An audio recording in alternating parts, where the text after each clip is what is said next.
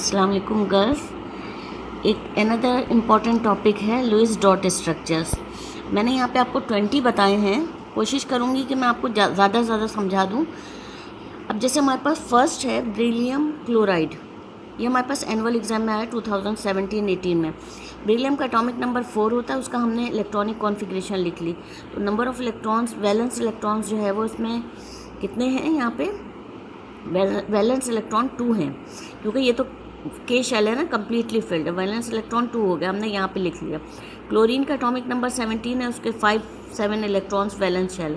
इससे हम total number of electrons, valence electron beryllium chloride में हम कैलकुलेट कर लेंगे।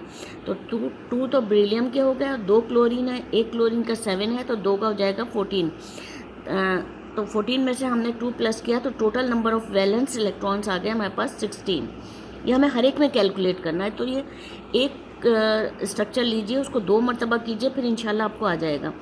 अब हमें इसमें लोन पेयर कैलकुलेट करना है। तो लोन पेयर पहले कैलकुलेट करने से पहले हम क्या करेंगे कि पहले हम इसका एक लीनियर स्ट्रक्चर बना लेंगे।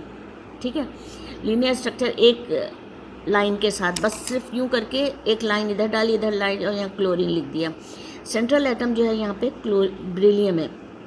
अच्छा, लोन पेयर अब हम कैसे निकालेंगे कि हम इस तरह निकालेंगे कि हम यहाँ लोन पेयर कितने डालेंगे। जो पेयर्ड इलेक्ट्रॉन्स हैं, these are known as lone pairs. Total number of electrons हमारे पास वैलेंस शेल के 16 हैं। उसके बाद हमारे पास बॉन्डिंग इलेक्ट्रॉन्स, बॉन्डिंग पेयर, ये बॉन्डिंग पेयर है ना, 2 के दरमियान बॉन्डिंग हो रही है।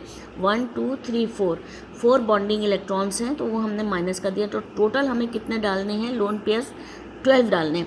अब हमने इस क्लोरीन पे 1 2 3 4 5 6, इसके भी 6 हो गए, तो ये हमारे पास बैलेंस हो गया। अब अगर हम देखें टोटल नंबर ऑफ इलेक्ट्रॉन्स कितने हैं? 16। तो 12 तो ये हो गए, 12 13 14 15 16।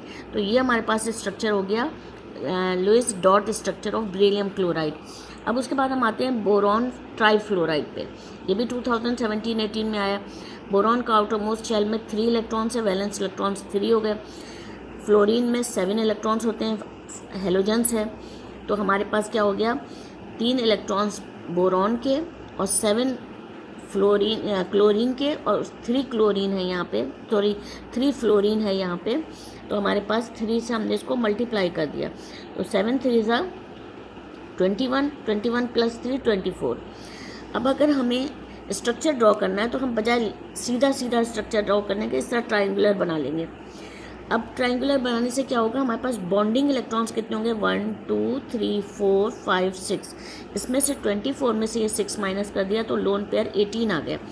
अब हर फ्लोरीन पे हमारे पास 1 2 3 4 5 6 6 6 6 18 हो गए। अब अगर हम इसका ऑक्टेट देखें तो 6 ये हो गए, 7 8, इसका ऑक्टेट कंप्लीट हो रहा है।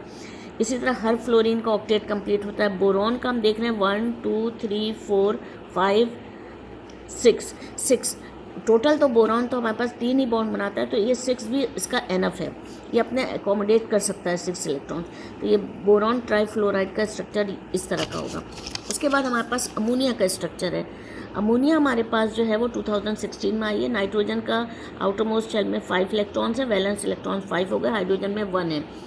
अब हमारे पास 5 इलेक्ट्रॉन्स नाइट्रोजन के और 1 हाइड्रोजन का इलेक्ट्रॉन है, 3 हाइड्रोजन एटम है। NH3 में कितनी हाइड्रोजन है? 3 हाइड्रोजन है। तो हमारे पास क्या हो गया? 3 1 ज़ा 3 और 5 8। टोटल वैलेंस इलेक्ट्रॉन्स कितने हो गए? 8 हो गए। अब उसमें से हमें देखना है कि हम इसमें से लोन पेयर कितने निकालें। तो लोन पेयर निकालने के लिए वैलेंस इलेक्ट्रॉन जो आए हैं उसमें से बॉन्डिंग पेयर में हमने इसका भी ट्राइंगुलर स्ट्रक्चर बना दिया। 1 2 3 4 5 6 माइनस कर दिया, 2 लोन पेयर। अब ये 2 लोन पेयर ज़ाहिर है हाइड्रोजन पे तो नहीं आ सकते। हाइड्रोजन का तो डिप्लेट होना चाहिए, यानी इसका आउटर मोस्ट कंप्लीट होना चाहिए 2 इलेक्ट्रॉन से। तो अब यहाँ पे हम देख रहे हैं 1 2 हाइड्रोजन का कंप्लीट हो गया तमाम, और नाइट्रोजन का हमें 8 करना है। तो 1 2 2 लोन पेयर लगा देंगे यहाँ पे नाइट्रोजन पे। 1 2 3 4 5 6 7 8, नाइट्रोजन का ऑक्टेट भी कंप्लीट हो गया। तो ये स्ट्रक्चर हमारे पास हो गया अमोनिया का। अब कार्बन टेट्राक्लोराइड। कार्बन का एटॉमिक वैलेंस शेल में 4 इलेक्ट्रॉन्स है, क्लोरीन के वैलेंस शेल में 7 इलेक्ट्रॉन्स हैं। हमने लिखा क्लोरीन के कार्बन के 4 इलेक्ट्रॉन, 1 कार्बन है। क्लोरीन में 4 क्लोरीन है, 1 में 7 इलेक्ट्रॉन्स हैं, तो 7 4 ज़ा 28 हो गया, 4 प्लस कर दिया तो 32 इलेक्ट्रॉन्स बन रहे हैं, काफ़ी सारे इलेक्ट्रॉन्स बन रहे हैं। लेकिन अब हमें यूँ स्ट्रक्चर ड्रॉ करना है टेट्राहेड्रल। अब उसमें क्या करना है, हमें पहले तो सिंगल बॉन्ड बना देना है।